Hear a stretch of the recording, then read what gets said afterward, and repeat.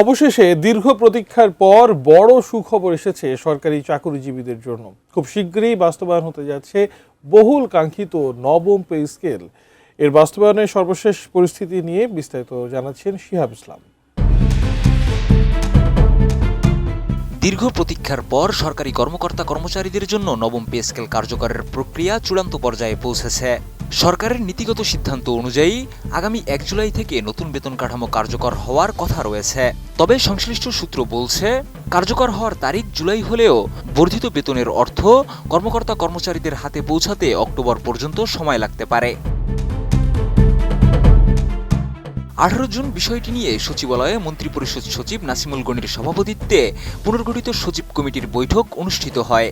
বৈঠকে জাতীয় বেতন কমিশনের সুপারিশ, সচিব কমিটির পর্যবেক্ষণ, জুডিশিয়াল সার্ভিস পে কমিশনের প্রস্তাব এবং সশস্ত্র বাহিনীর বেতন কাঠামো সংক্রান্ত বিষয়ে পর্যালোচনা করা হয়। একই সঙ্গে দ্রুত বাস্তবায়নের কৌশল নিয়েও আলোচনা হয়।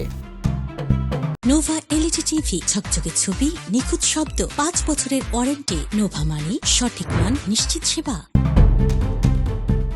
বৈঠক সূত্রে জানা গেছে, পে স্কেল বাস্তবায়নের প্রস্তুতি আরও এগিয়ে নিতে আগামী 24 জুন পরবর্তী বৈঠকের দিন নির্ধারণ করা হয়েছে। এর আগে 2026-27 অর্থবছরের প্রস্তাবিত বাজেট উপস্থাপনের সময় অর্থমন্ত্রী আমির খসরু মাহমুদ চৌধুরী আনুষ্ঠানিকভাবে নবম পে স্কেল বাস্তবায়নের ঘোষণা দেন। নতুন এই কাঠামোর আওতায় প্রশাসন ক্যাডার, শিক্ষক, পুলিশ, স্বাস্থ্যকর্মী, বিচার বিভাগীয় কর্মচারী সহ স্বায়ত্তশাসিত, আধা স্বায়ত্তশাসিত প্রতিষ্ঠানের কর্মকর্তা কর্মচারীরাও অন্তর্ভুক্ত হবেন। অর্থ বিভাগের কর্মকর্তারা জানিয়েছেন, নতুন পে স্কেলের জন্য প্রয়োজনীয় অর্থ ইতিমধ্যে বাজেটে সংরক্ষণ করা হয়েছে। বর্তমানে প্রজ্ঞাপন জারি, বিধি সংশোধন এবং অন্যান্য প্রশাসনিক আনুষ্ঠানিকতার কাজ চলছে। এসব প্রক্রিয়া কার্যকর হলে জুলাই থেকে কার্যকর হওয়া বর্ধিত বেতনের বকেয়া অর্থ সহ নতুন বেতন অক্টোবরের মধ্যে ব্যাংক হিসাবে জমা হতে পারে।